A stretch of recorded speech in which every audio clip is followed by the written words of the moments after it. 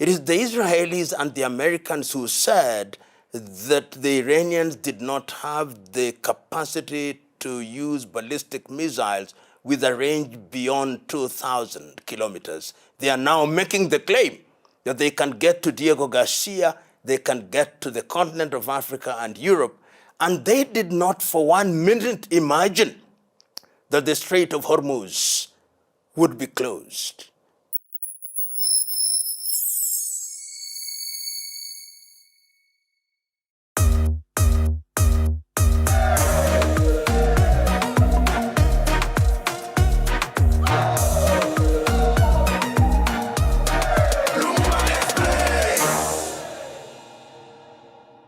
Iran is not your typical target. Iran is a country that has been preparing for the eventuality.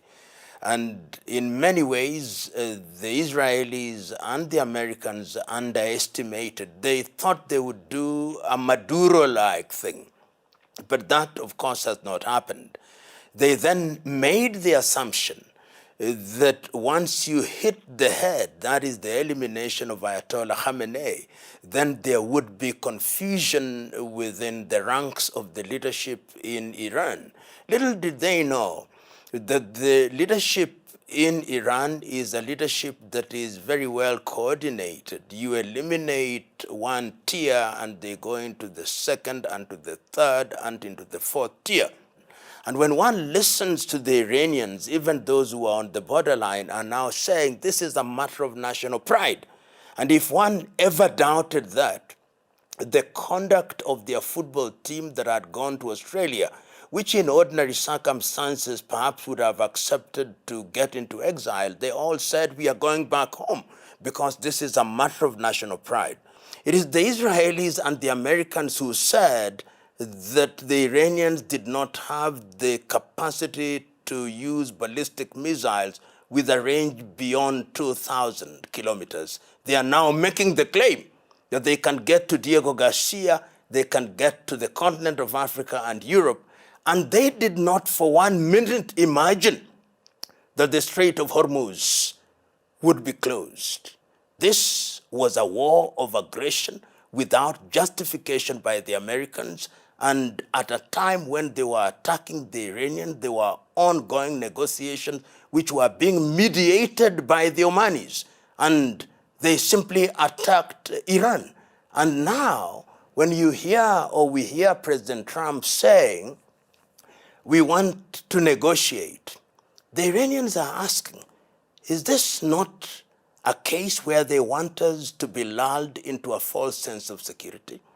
Is this not a case where they want to use the ceasefire that they are asking for to mobilize their troops, to ensure that they have sufficient munitions in our neighborhood, to ensure that they have now enough troops to get into the Hormuz and occupy the Karg Island and decimate our strategic reserves or even destroy our strategic reserves? Is this not a precursor to an even worse situation? They alleged that the problem was that the Iranians were about to develop a nuclear device. They bombed Iran, and they made the claim that they had decimated the entire nuclear program in Iran. If that had happened, what is the justification for this war? The Iranians were very clear. If you attack our facilities at the Karg Island and our military and non-military facilities and storage facilities, whether it's gas or oil, we are going to be in a doomsday scenario. It's already in the public domain that the Americans are moving some of their elite marine forces into the Hormuz.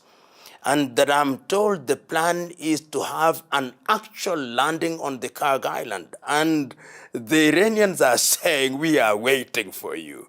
We are waiting for you, which means they are saying there will be a bloodbath if you attempt to do that. But if the 5 days yield nothing, my suspicion is that the conflagration will be of a kind that we have not seen in the last few weeks. Remember that the Netanyahu administration have said Even as we wait for the 5 weeks to expire, we are continuing with our activities. And indeed they are. They are bombarding Tehran. They are bombarding different areas in Tehran. They are now going into the infrastructure. They are going into bridges and other installations. So I think the appetite on the part of the Israelis to continue the war is much greater than the Americans. When one analyzes the situation, one sees two scenarios. Number one, that the Americans thought it would be a short, sharp operation. They're already getting fatigued, and they want a decent way out. On the other hand, the Israelis are saying, we are going to continue with this thing until we destroy the Iranian administration and until, as one of them once said, bomb it into the dark ages. When there is a real threat to the Israelis, knowing as we do, although they have never declared it, that they have some limited nuclear capacity, one fears that one may resort to those methods, if only to end the war. I call it the Hiroshima-Nagasaki approach, so that you shock and awe, and then in that scenario, you then bring in negotiations and total surrender because you have created a scenario that is never contemplated. And let us watch very keenly how Israel behaves and how the United States of America behaves. And the reason why I say that is this. Remember, the United States said that the attack on the gas storage facility in Iran was undertaken without their knowledge and consent. The Israelis, on the other hand, are saying, but we consulted on all issues. So it is not clear as to the instances when the Israelis consult the Americans and when they don't. And this must be understood in the context of the current administration in Israel, which believes that this is the greatest opportunity ever in the history of Israel to completely destroy Iran. Destroy Iran that it may never rise again. That is the philosophy. And they think that they are on the path to achieving that. And I think that it's going to be very difficult for the Americans to persuade the Israelis to stop. One of the declared intentions of this war is regime change. Who do you want to bring in?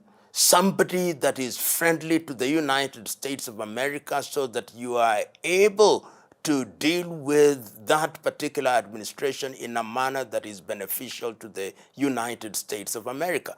So in my view, it is the possibility that the Americans are looking at this issue on a long-term basis as defined, number one, by economy, the oil and gas economy. Number two, they are looking at it even from a strategic military basis, that if you have a friendly regime in Tehran, then in terms of control of that area militarily, because you have bases or military installations in Saudi Arabia, you have them in Kuwait, you have them in Qatar, you have them in Bahrain, you have them in the United Arab Emirates. If you have a friendly regime, then you will have one in Iran, and in that way, you neutralize not only Russia, but you also neutralize China. And remember, there is some kind of cozy relationship between India and Israel, manifested by the recent visit of Prime Minister Modi to Tel Aviv. Once you do that, you are also beginning to deconstruct BRICS. Remember, BRICS is Brazil, is Russia, is India, and China, and then you can bring in South Africa. And it is not lost on me that the Trump administration is on the case of South Africa. It is on the case of Brazil, is trying to woo India. It is on the case of Russia, and it is very cleverly on the case of China, even when they are trying to negotiate. So I think that it is right to say that the Americans may be in this war operation for purposes of protecting their interests, and the Israelis also have their interests. So there is a confluence of interests. You do your bidding. We do our bidding. It is our opportunity to eliminate this country which calls us the Zionist entity. Remember, the Tehran administration does not call Israel Israel. They call them the Zionist entity. This country that has said that we should not exist on the face of this earth, we are the ones who are going to make it cease to exist on the face of this earth. And if we don't, we'll install a puppet administration there to do our very bidding, as we have done in Venezuela. And I relate it back to the speech delivered by Marco Rubio in Germany during the Munich security meeting in the month of February 2026. He called the Western world. We must protect our civilization.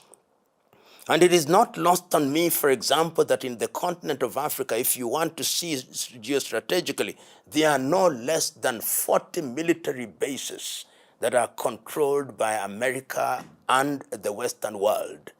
It is a new scramble for the world, and Iran is an important piece in this jigsaw puzzle.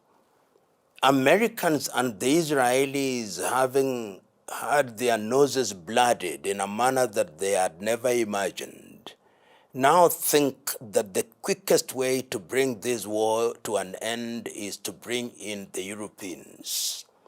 And this is a perfect scenario for false flagging. And there are commentators out there, whether they are right or wrong, I do not know, who are suggesting that it is actually the Israelis who shot the missile towards Diego Garcia, and that it was a deliberate attempt to make their case to the Europeans that, you see, if you don't do anything and if you don't help us destroy the Iranians, they have the ballistic capacity to hit London, to hit Paris, to hit Madrid, to hit Lisbon, to hit Bonn, to hit Copenhagen, to hit Stockholm. Therefore, come and help us before it is too late. I think it is a case where the truth is being stretched. If they succeed in getting the Europeans, at least some of them, into the Gulf of Hormuz, then this will become a war that will not be concluded in the manner that they would.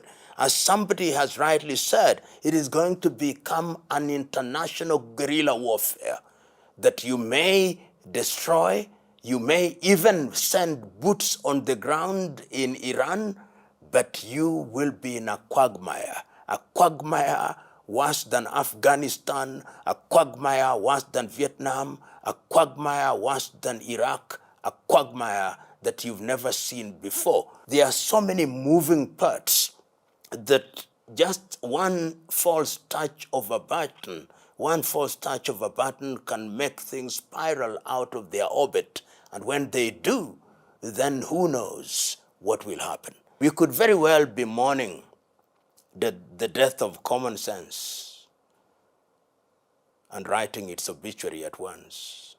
In fact, when I listen to commentators on the American intention of bringing in these elite forces, and their intention is to put boots on the ground and particularly seize the Kag Island, God forbid, because I am quite certain that there are people in Tehran who will convert that place into an inferno. It will be hellfire. I am of the view that what you could see there are kamikaze strikes, and those young Americans would be roasted alive. Those are scenarios that you cannot eliminate, particularly when you imagine that they will be under existential threat. It was thought by both Trump and Netanyahu that once you eliminated Khamenei, the regime would collapse. They took out the top-tier leadership. The regime did not collapse. They went back to the second tier. They killed them. The regime did not collapse. They took out what may be described as the third tier. The regime did not collapse. They are now in the fourth tier. And I think that the Iran administration is hydra-headed.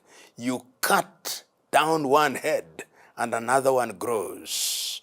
Because this is an administration that has a long history. Remember, it is a theocracy. And their conviction to defend their administration and to defend their country is very deeply rooted. So it is not going to be easy to deal with it in the manner that the Americans thought that there would be an insurrection. Remember, you have the Revolutionary Guard, and the Revolutionary Guard has a chain of command, and they can very quickly convert themselves into leadership so that there is never a real vacuum. I'm not saying it cannot happen, but the last 4 weeks have demonstrated that this Iranian juggernaut has heads like hydra, many. You cut off one, they grow. The question posed is, how do these Israelis succeed in taking out the leadership of Iran? The answer to that question, in my view, is simple and not far to seek. It tells you that Mossad and the security agencies of Israel have long penetrated Iran, and that there were sleeper cells, sleeper agents, who possibly have lived in Iran for years, possibly working within Iran, who are just waiting to be woken up, and that it is now that they are being woken up. And that is why it is very easy to pinpoint the location and even the identity of these individuals. It is not lost on me that that is high-level penetration over a long period. And that tells you how lethal the Israeli secret services are.